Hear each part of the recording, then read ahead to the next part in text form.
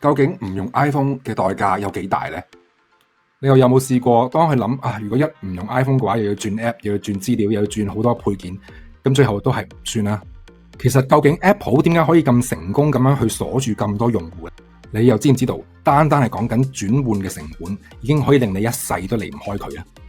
今集就同大家一齊拆解蘋果生態圈背後嘅隱形陷阱。